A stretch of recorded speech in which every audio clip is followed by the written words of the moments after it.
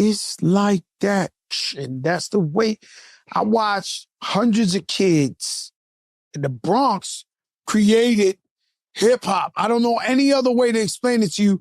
They was not ready to give it to any other borough or whatever. When that shit came on, I watched all the kids in the whole junior high look at each other like, it was like an alien. It was like AI. It was some new shit. Everybody looked at each other like, oh, it's over. Like, these are the new kings of hip hop. It was one play. The whole auditorium was like, oh my God, what's this? So Run-DMC definitely, they cracked in the whole, I don't think me and you have a TV, we don't have a podcast right now. If it ain't for Run-DMC, I don't think we got nothing. They took this game to the next level. If it ain't for Run-DMC. Who else you thinking about? Boogie Down Productions, man. Criminal Minded came 1987. You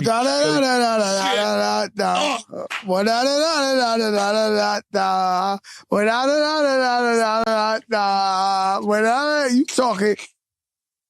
I wasn't even going there like that. The teacher. Man. Stay in the Bronx, don't worry. Run-DMC made it on a higher level when you talk about street. 1987 was a fucking crazy year, dog. It was crazy, right? Holy Criminal Minded, Criminal Minded, you know, KRS-One sucked us in. Oh, man. Pause. Shit. Ay. Fuck. Oh, shit. Whoa. Watch the left. Ooh. He got us on the cover looking like Malcolm X with a machine gun, but at the same time, he was kicking consciousness in the music.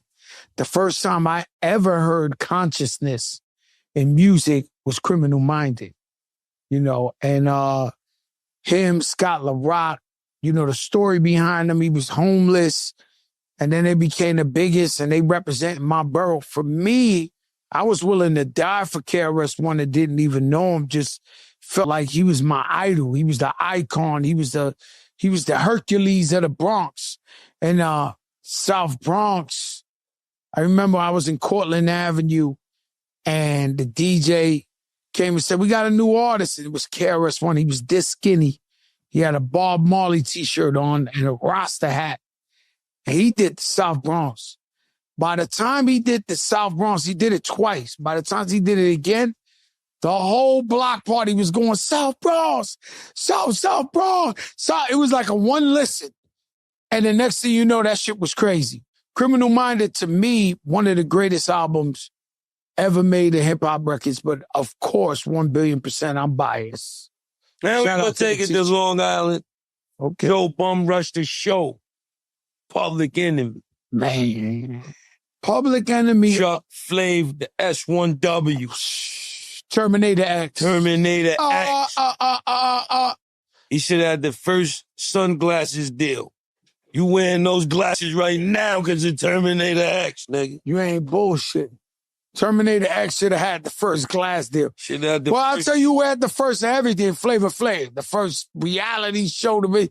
Flavor Flav was just, it's so weird because Chuck talking all this black militant, all this, and Flavor Flav's 911's a joke. Like he's just, Flavor's like the funny guy from the block.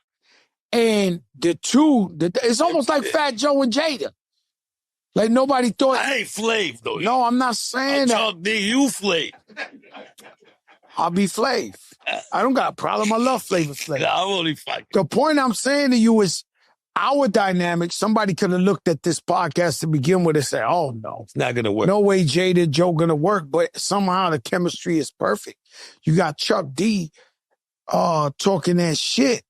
And then you got Flavor Flav, who's really a bug out, but we love him. He got his own dance, his own shit.